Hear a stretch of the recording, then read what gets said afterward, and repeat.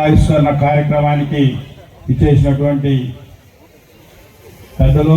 అందరికీ, అలాగే సభాధ్యక్షులు సోదరుడు వంశీధర్ రెడ్డి గారికి, బీజేపీ రాష్ట్ర అధ్యక్షులు సోదరులు మాధవ్ గారికి పేరు పేరున ఉదయపూర్వక ధన్యవాదాలు తెలియజేసుకుంటూ,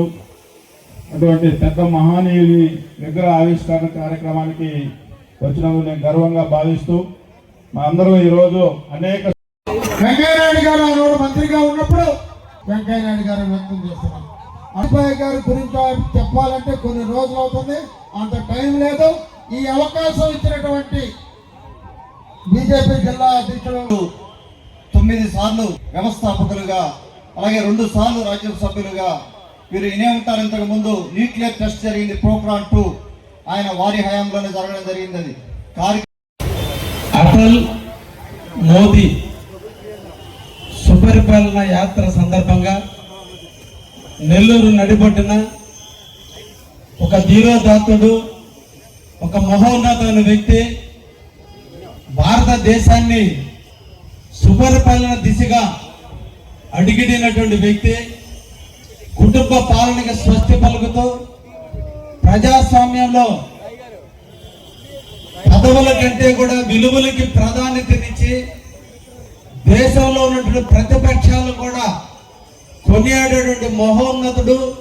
ధీరోదాత్తుడైనటువంటి అటల్ బిహారీ వాజ్పేయి గారి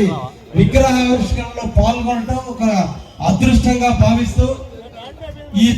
అధ్యక్షత వహించినటువంటి జిల్లా అధ్యక్షులు వంశీధర్ రెడ్డి గారు,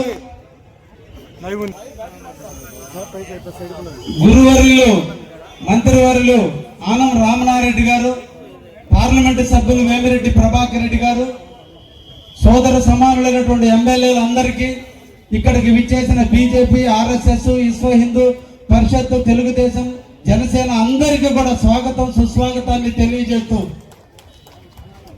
ఒక్కసారి వాజ్పేయి గారి జీవిత చరిత్రను మనందరం కూడా అధ్యయనం చేయగలిగితే బహుశా దేశ చరిత్రలో అటువంటి మహోన్నతమైన వ్యక్తులు ఇప్పటికి ఇంకా పుట్టలేదని కూడా మనం అందరం కూడా ఆలోచించాలి. ఎక్కడో ఒక చిన్న స్థాయిలో పుట్టి అంచెలంచెలుగా ఎదిగి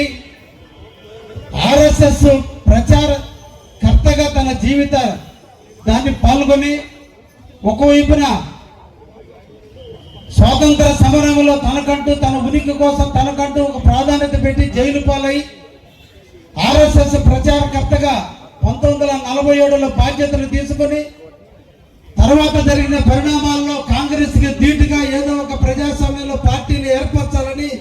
జనసంఘను స్థాపించేదంటూ తనకంటూ తన కీలక పాత్రను పోషించి 1967వ సంవత్సరంలో జనసంఘ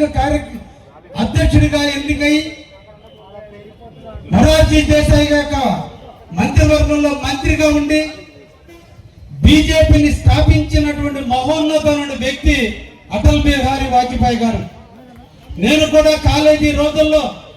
ఏబీవీపీలో కీలకంగా పనిచేసే రోజుల్లో ఏబీవీపీ అంటే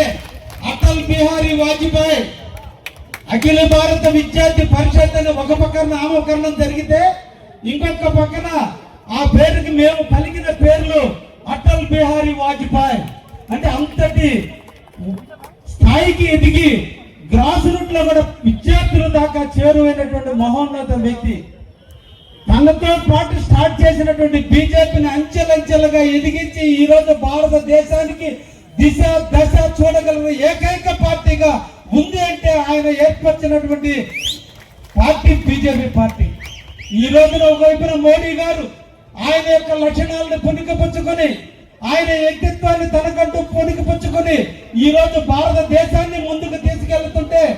అదే పందాలో ఈ రోజు రాష్ట్రాన్ని మన ముఖ్యమంత్రి శ్రీ నారా చంద్రబాబు గారు ఇద్దరు కూడా కలిసి ఈ రోజు ఆంధ్రప్రదేశ్ ని అభివృద్ధి పథంలో నడుపుతూ భారతదేశంలోనే ఆంధ్రప్రదేశ్ ఒక ఉన్నత స్థాయికి ఎదిగేటట్లే ఒకవైపున బీజేపీ, జనసేన, తెలుగుదేశం కలిసి పనిచేస్తున్నటువంటి తరుణంలో మా నెల్లూరు నడిబొట్టున